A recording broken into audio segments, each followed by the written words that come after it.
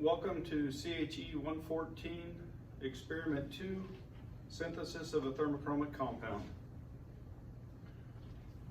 For this week's lab, we're going to prepare a small sample of silver tetraidomercurate or copper tetraidomercurate, and each partner is going to make one of those compounds and then share results from the experimental determination of the temperature of transition for the thermochromic compound. And so the second purpose is to determine that transition point, and so you guys are going to look at those together. All right, so our objectives today, we're going to try to learn to work with very small amounts of material and do what's called a microscale synthesis. We're going to define terms such as precipitate, so we're going to make a reaction happen, and the result of that reaction is going to be a precipitation, and then we will learn what a transition temperature is. We're also going to learn another term. It's called digestion. Now in chemistry, digestion has a little bit different meaning than it does in terms of food products. What it means is that we're going to redissolve a solid, so we'll heat it and digest it, and then it will recrystallize to purify it. And we're also going to learn a little about periodic trends. And so there's some questions in the lab which orient you to think about other metals besides copper and silver that might work based on its their periodic location. So the synthesis that we're doing is a multi-step process. And so we're going to start by making a coordination complex. And so that complex is actually shown here on the board. It's got a mercury ion in the middle of it, so a mercury +2. And then it has 4 iodides, and those iodides are negatively charged, each charged -1. And so when I sum that +2 plus a -4, I get a total charge of -2. So this complex is charged.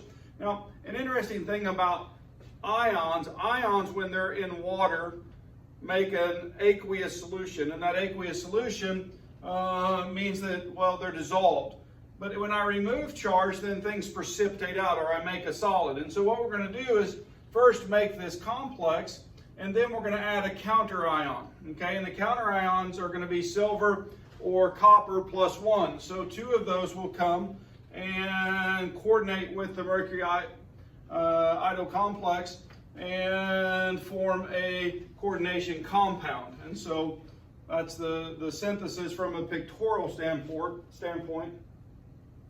And so when we do this, I show you the structure because structure determines function. And so the shape of that molecule is what is making the color that you're going to see. And so then a color change means that there's a structural change. And so, well, it's chemistry, all right? And so it's a reaction that's occurring, and it's actually really cool. All right. I've already mentioned aqueous solutions, right? They contain ions.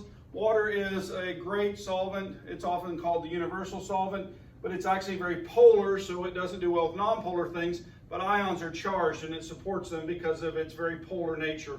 An example would be today we're going to use the compound mercury nitrate, but all nitrates are soluble, so that's going to be dissolved in solution. And so that's an example of an aqueous solution. So we're going to take that mercury solution, and so this is our first reaction. And then this reaction is a precipitation reaction. You're going to start dropping in potassium iodide. And so now the way I have this shown, I don't show the potassium and I don't show the nitrate because they're called spectators. And so I have the net ionic equation here. And so mercury plus iodide yields a mercury iodide solid. Now what's really cool about this is it's going to precipitate out and it's going to be a bright hunter orange color, okay?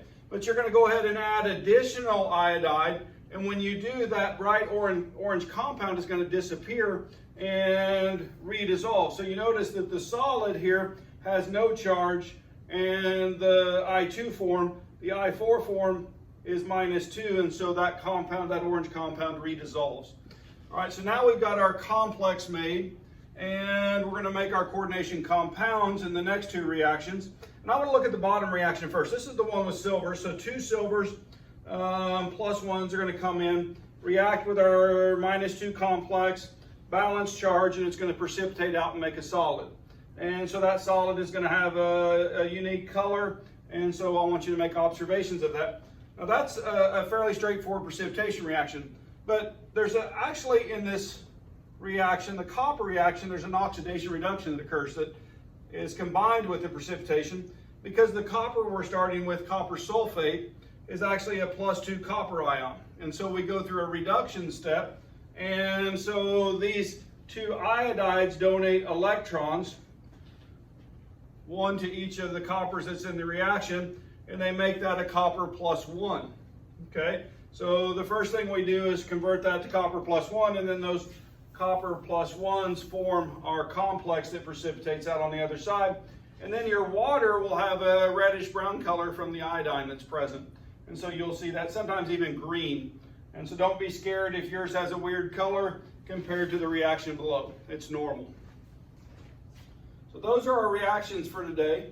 And so very straightforward. I'm going to provide the mercury to you. I'll walk around the lab, distribute that. You'll have a 50 milliliter beaker out waiting on me. Both you and your partner will each have one. And so I'll put your 1 milliliter of mercury in there, mercury nitrate, and then you'll start doing the chemistry on that. Add the potassium iodide and then add the silver or copper, depending on which you decide with your partner. And so you're going to come around and you're going to have that. And then there's some steps that are important. I want to talk about step 5 for a second. So in the handout, step 5 is a recrystallization. And so what I'm going to do is I'm going to set up a hot water bath. I'm going to use a 150 milliliter beaker or something that this will fit in, that I can float it on the water and it won't turn over. If I use too big a beaker for my water bath, then my beaker will flip over. So make sure it's sized appropriately. And then remember, more water takes longer to heat. So, but anyway, I'm going to have this hot, and I'm going to set my compound in there. When I do that, then it's going to recrystallize, okay? And so that recrystallization is letting the crystal come apart, letting the impurities escape, and then when it cools back down, it will crystallize back together, and you may or may not see them dissolving. So sometimes they immediately reform, but what we do is we make larger crystals. I talked about in class this last week how pure compounds have more defined boiling points, more defined melting points, and they also have better defined transition temperatures when they change color as thermochromic compounds. So we want to try to make it as pure as possible. That's what step 5 is for. All right, now the next part is going to ask you of the experiment, after you recrystallize, you clean up your compound, it's going to ask you to measure the transition temperature. And I want to talk about reading glassware at this point. This is a couple different thermometer examples that I have. And this is looking in, and what I want you to notice is that there's distinct marks. This is 80, 81, 82, 83, 84, 85, 86, 87. So it's more than 87, less than 88. And well, it's a little bit more than half, or maybe about halfway. It's close to that. And so when I'm reading this, it would be 87.4, 87.5, 87.6, something along that line where it ends up right there. And so I'm guessing in that last digit, okay? And so this is the digit of uncertainty. Or if for example, I'm right on the line, right? Well, then that would be 35.0. And so 30, 31, 32, 33, 34, 35. And so it's setting right on the line, it's a 0. So I want you guys to learn how to read things appropriately based on the graduations that are made on the glassware or the thermometer, whatever that may be. And so this is something that we need to learn and practice, all right? I've already mentioned this. Step 1, I'm going to measure your mercury compound so we don't have excess go out into the world. And some of the other steps, you need a volumetric pipette. Actually, in your drawer should be some plastic pipettes. And we have some plastic pipettes that are graduated, and those are accurate enough for today's lab, or this week's lab. And then, yeah, you'll find them in your drawer. If you don't, they're in a box on the front desk. All right. Step 6 is a washing step. Now, it's the wash that you're going to remove needs to be put in an appropriate container. And so that appropriate container has a yellow label on it. It will be under the hood. If you are unsure, I want you guys to ask about where that should be disposed, okay? And so you're going to take that disposable dropper, remove that, put it in an appropriate container. It's going to be labeled used mercury 2 nitrate. We'll help you find that. All right. The last thing is that when you get done, you're going to have some of your compound. Now, I want you guys, if your compound has any moisture in it at all, I want you actually to put it back into your hot water bath and evaporate all of the water off of it. I want it to be dry, okay? And so you're going to then take a micro spatula and a rubber policeman and clean your flask into a container of student prepared compounds, and they'll be in the hood for you to find there. And so the last thing, as I've said before, you're going to work in pairs, and you're each going to be doing a different compound. One will do the copper tetraidomercurate, the other will do the silver tetraidomercurate. But record the data from both experiments and observations, those types of things, and so that you have a full set so you can do the write-up. This is actually additional reading. So this lab was written from these papers, and if you'd like to read more about it, because there's some interesting compounds, then these are available in the Journal of Chemical Education in our library. So if you'd like to read more, they're available, or maybe to help you answer some questions about the lab. All right, the lab itself, safety, we have to wear safety glasses when we're doing the lab.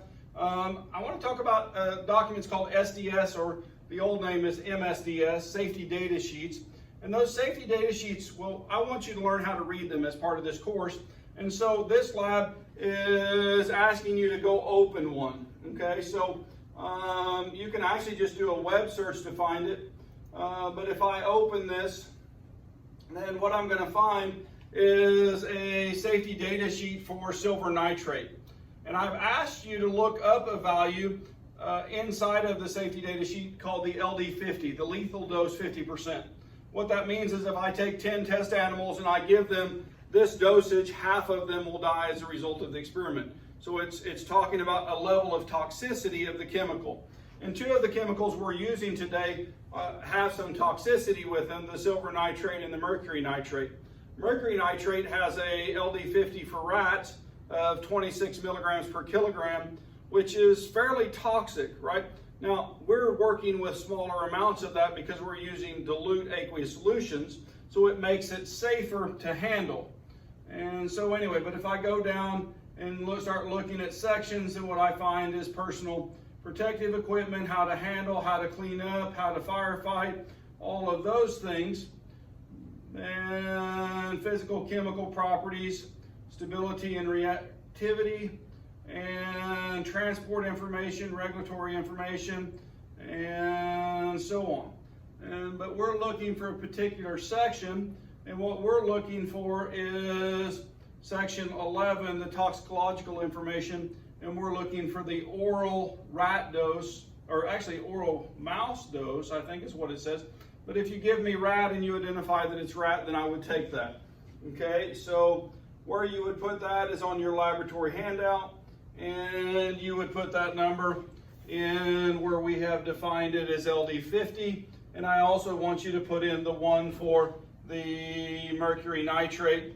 Now these are actually for the solids, where you're using aqueous solutions, which are very dilute, and to remove some of that toxicity. So if I go back,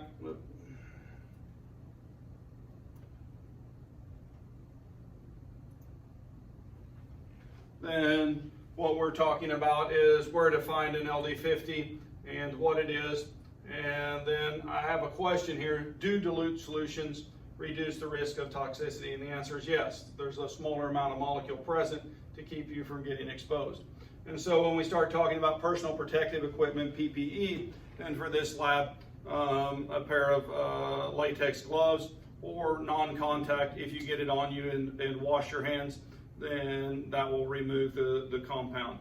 And so you can have a low exposure by doing the synthesis in this fashion. So that's all the content.